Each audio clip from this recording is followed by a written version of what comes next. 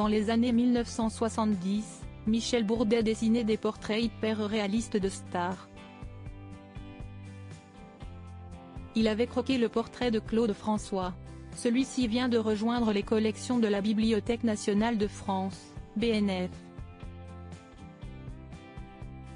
À cette occasion, l'artiste, aujourd'hui âgé de 80 ans, s'est confié sur sa relation avec l'interprète de Alexandrie Alexandra dans les colonnes du Parisien. Dans cet article publié ce dimanche 2 juin, il explique avoir eu un rôle déterminant dans l'apparition des Claudettes. Claude François avait pour ambition de faire danser la France entière sur ses chorégraphies, a expliqué Michel Bourdet. Sauf qu'à l'époque, le chanteur se produisait seul sur scène, sans danseuse, a ajouté le dessinateur. Claude François voulait alors que Michel Bourdet réalise une sorte de BD pour expliquer chacun de ses pas de danse au public. Je lui ai demandé, pourquoi tu ne ferais pas monter des danseuses sur scène? Des danseuses autour de Claude François, il n'y avait jamais pensé.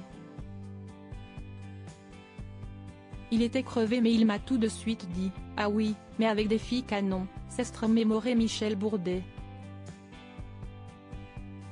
Si Esti ainsi que la première Claudette, Solange Fitoussi, est engagée en 1966 avec sa sœur Siska. Au début, il n'y avait que 2 Claudettes sur scène.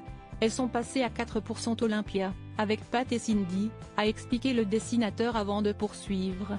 Claude voulait 2 blanches et 2 noires. Il ne restait plus qu'à leur trouver un nom.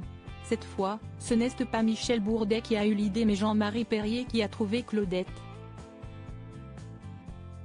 Claude François, retour sur ses 20 looks légendaires. Alain Chamfort victime de la jalousie de Claude François en mai dernier, Alain Chamfort était l'invité de Nathalie Lévy dans En aparté, sur Canal+.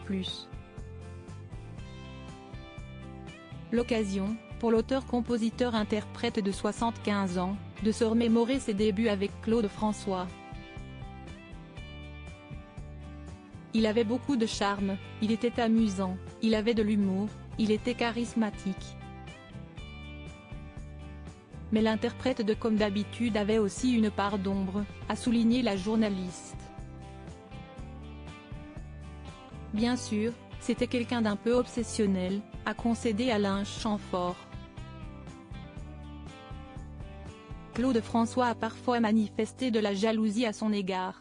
C'était dans sa nature, a estimé l'artiste avant de poursuivre, je savais bien que c'était compliqué pour lui de valoriser quelqu'un. Quand je sortais, il surveillait par la fenêtre de son hôtel particulier, pour voir si les fans me parlaient. Si c'était le cas, il les mettait en quarantaine, s'est-il souvenu. Article écrit en collaboration avec 6 médias Crédit Photo, JLPPA.